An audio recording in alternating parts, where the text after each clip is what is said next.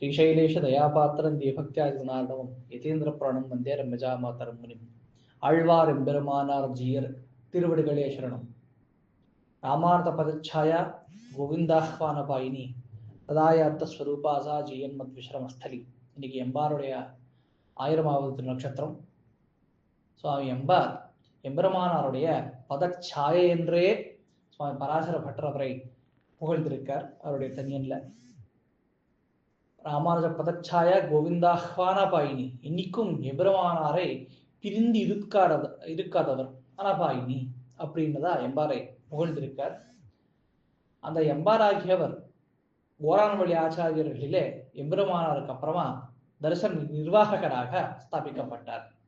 பல பேர் நினைப்பார்கள், கூரத்தாழ்வான் முதலையாண்டான் அருளாள பெருமாள் எம்பெருமானார்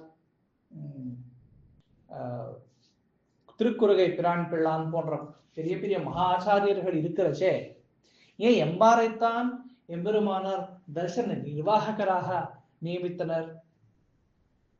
அதுக்கு பொதுவா பல வித்வான்கள் சொல்ற வார்த்தை என்னவெனில், பராசர பட்டர் தான் அடுத்த நிர்வாகர், அவருக்கு ஆச்சாரியனான காரணத்தினாலே எம்பாருக்கு அந்த பட்டம் அமைந்தது அப்படின்னு. ஆனால் பராசர பட்டரே இதுக்கு தனியன்ல இந்த வாதத்துக்கு உத்தரம் தருகிறார். எம்பெருமானாருடைய சாயை போல்தான் எம்பார் சரித்திரத்துல நாம் பார்த்தோம் எனில், எம்பாரை எம்பெருமானார் தன்னை போலேயே நினைத்தார்.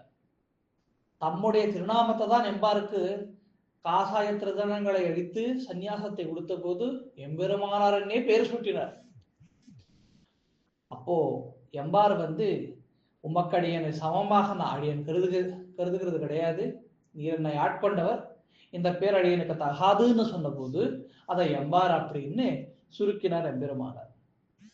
சரி, எம்பெருமானார் எம்பாரை தமக்கு சமமாக எவ்விதத்துல கருதினர் அப்படிங்கிற ஒரு கேள்வி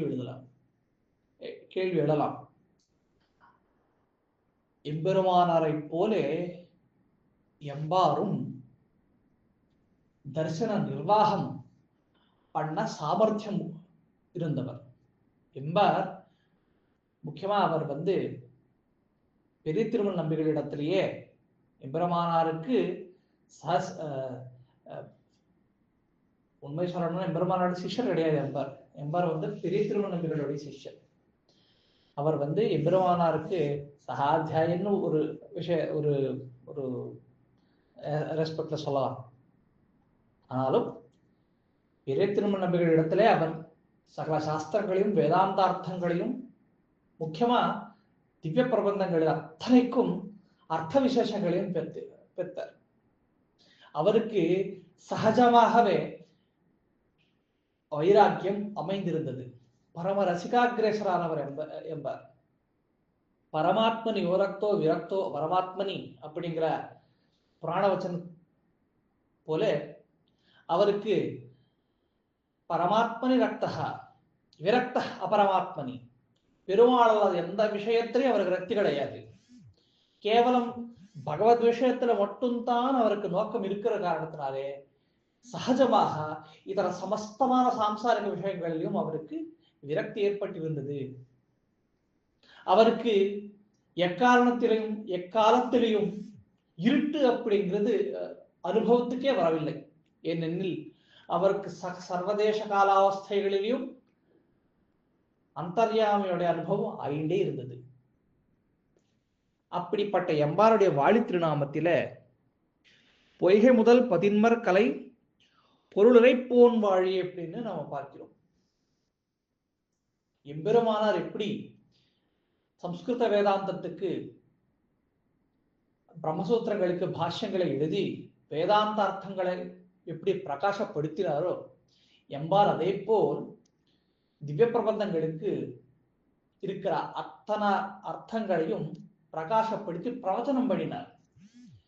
எம்பெருமானார் காலத்திலே பகவத் விஷய பிரவச்சனகர்த்தராக எம்பாரும் அமைந்திருந்தார். அவருக்கு எம்பெருமானார் போலேயே ஆழ்வார்களுடைய திருவுள்ளங்களை அறிந்து பிரவச்சனம் பண்ண வல்லுகிற தன்மை இருந்தது.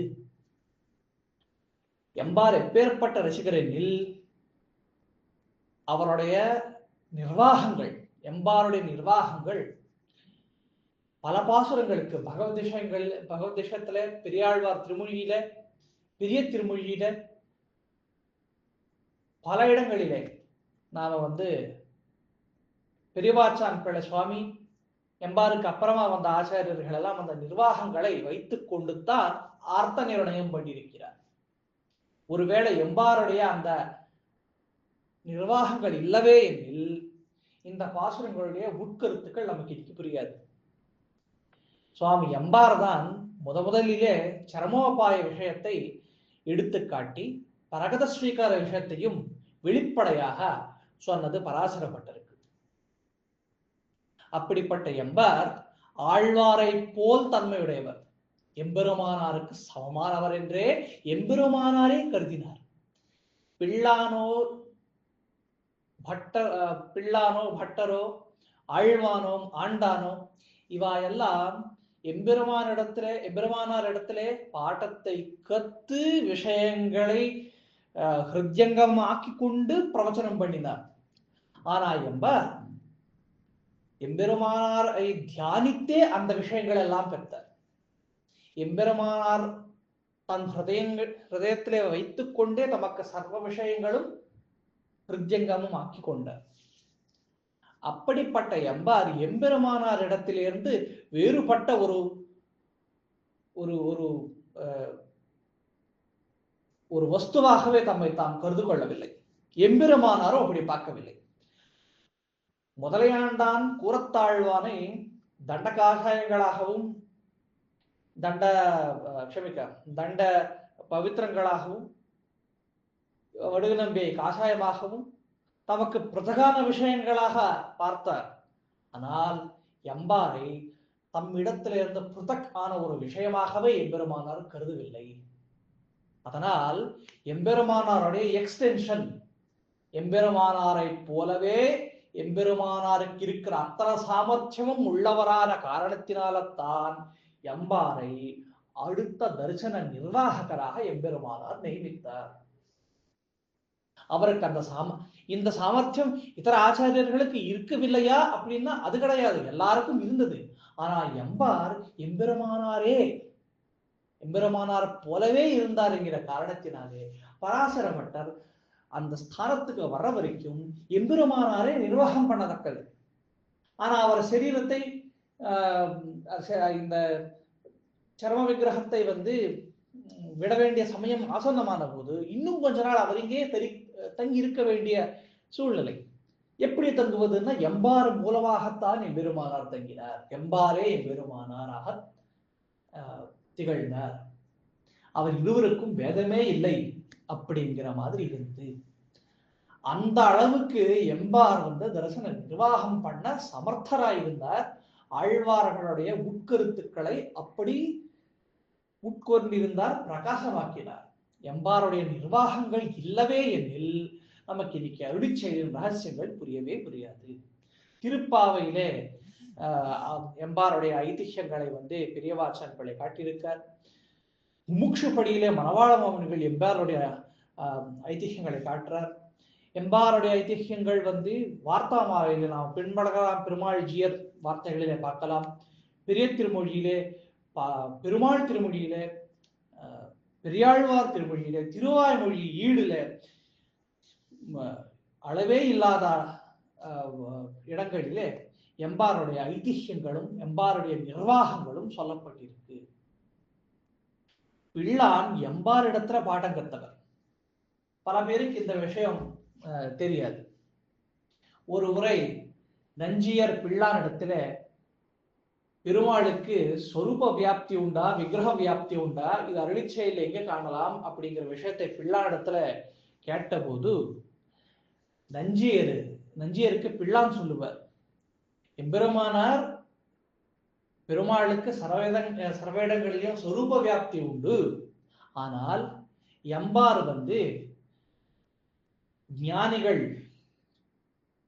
யோகிகள், உபாசகர்களுடைய ஹிருதயங்களிலே பெருமாளுக்கு விக்கிரக வியாப்தியும் உண்டு. அங்கே விக்கிரகத்தோட கூடி பெருமாள் சேவை சாதிக்கின்றார் அவர்களுக்கு அப்படிங்கிற விஷயத்தையும் அருளி செய்வது அடியேன் கேட்டேன் அப்படின்னு எம்பாரிடத்திலே பாட்டன் கேட்டார் பிள்ளான் என்கிற விஷயம் பிள்ளான் தாமே நஞ்சியிருக்க சொன்னதாக ஐதிகம் இருக்கின்றது.